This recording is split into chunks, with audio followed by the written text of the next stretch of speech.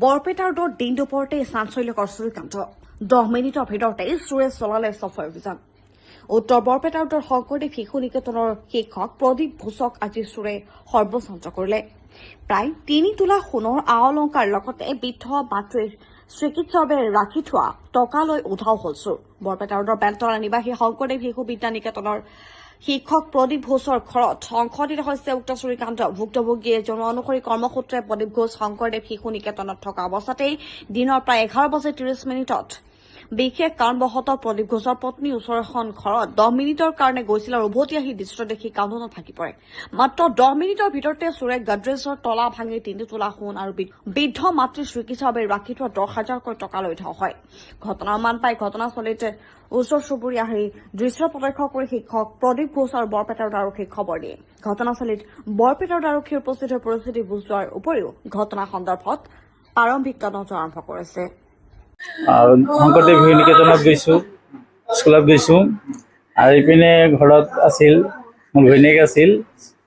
ঘৈণীয়েকে আকৌ কি কৰিছে, মোৰ মাকক ভাত দিয়াৰ কাৰণে গৈছিল। তাৰ পৰা সি তালা লগাই গৈছিল আৰু দৰ্জাতে তালা লগাই গৈছিল, গেটত তালা লগাই গৈছিল। আহি দৰ্জা খুলি ঘৰত সোমাইছে, সোমাই অলপ কাম কাজ কৰিছে, বাচন মাজিছে।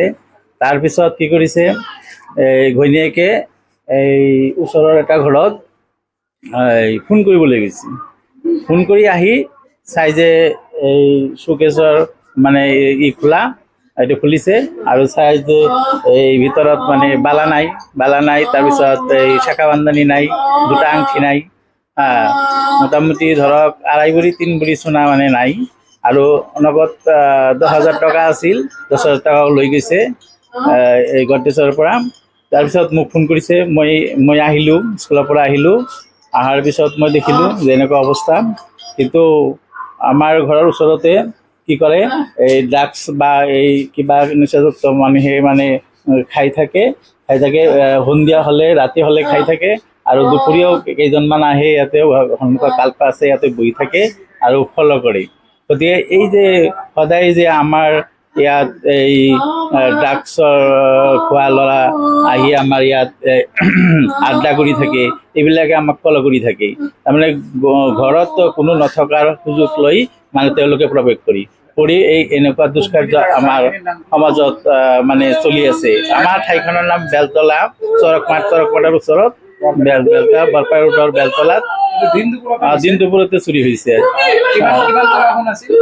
মোটামুটি 2.5 পৰা 3 তোলা সোণ আছিল আৰু 10,000 টকা ৰাখিছোঁ মাকৰ চিকিৎসাৰ কাৰণে।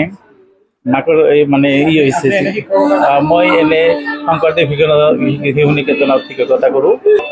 খবৰ দি কি কৰিছোঁ, আহি আছে তেখেতসকলে মানে আহি কৰিব, মানে তদন্ত কৰিব। তদন্তক্ৰমে তেওঁলোকক মানে যাতে কৰায়ত্ব কৰিব পাৰে। যিসকল নিজাযুক্ত যুৱক আছে তেওঁলোকে মানে এই কামটো কৰিছে বুলি মই ভাবোঁ।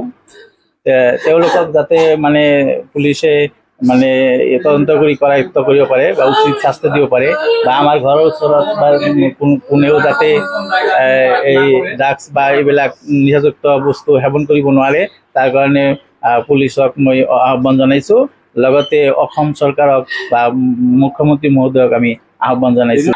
11:30 মানত হৈছে, 12:30 মানত হৈছে, 11:30 পৰা 12 মানত হৈছে। দিন দুপৰতে হৈছে, প্ৰায় 10-15 মিনিটৰ ভিতৰতে কামটো হৈছে। এতিয়া মই চৰকাৰকো মই আহ্বান জনাওঁ যে আমাৰ সমাজত যি চলি আছে, এনেকুৱা হ'লে মানুহ কেনেকৈ মানে থাকিব। আমাৰ নিৰাপত্তাই নাই। সাধাৰণ 10 মিনিটৰ কাৰণে দিন দুপৰতে এনেকুৱা ঘটনা ঘটি। এইটো ওচৰৰ ঘৰ এটাত মানে ফোন কৰিবলৈ গৈছিল যে মোৰ মনটো ভাল লগা নাই, ফোন কৰি আহোঁ। অহাৰ পিছত চাওঁ যে এনেকুৱা অৱস্থা। ময়ো এই নিকেতনৰ পৰা লৰালৰিকৈ ঘৰত আহিলোঁ, আহি চালোঁ এনেকুৱা অৱস্থা। আমাৰতো একোৱেই নাই, মানে যিখিনি আছিল চব লৈ গ'ল। ইয়াৰ আগতেতো ঘৰ 12 চনত যিটো ঘৰখন বান্ধিছোঁ আৰু আমাৰ এতিয়া বৰ্তমান একোৱেই নাই। সেইখিনি বন্ধ কৰি দিলাক। মই স্কুলৰ পৰা 10,000 টকা পাইছোঁ, এই মাহৰ বেতনটো চিকিৎসা কৰি সেইখিনিও লৈ গৈছে। কৰাৰ কথা মই ভাবিছিলোঁ, সেইখিনিও লৈ গৈছে। মানে একোৱেই নাই ঘৰত। আমি ঘৰত আহি মোৰ মাক ভাত দি আহিছো, দি আহিছে পূজা হাৰি আমি এই ঘৰৰ সব কাম কৰি এই 10-15 মিনিটৰ কাৰণে পাছৰ ঘৰত গৈছো ফোন কৰিবলৈ। আহি ৰান্না কৰি দালি চম্ভাৰ দিছো, দি বাচন মাজি আছো, হঠাৎ একটা শব্দ পাইছি, পাই আমি গেটের দিকে তাকাই চাইছো কিছু নাই। পরে আমি রান্না করতে গেছি, রান্না করে পরে ঘরে আহি দেখি আমার শোকেসটা খোলা। আমার শোকেসটা খোলা কেউ, পরে দেখি লকারটাও খোলা।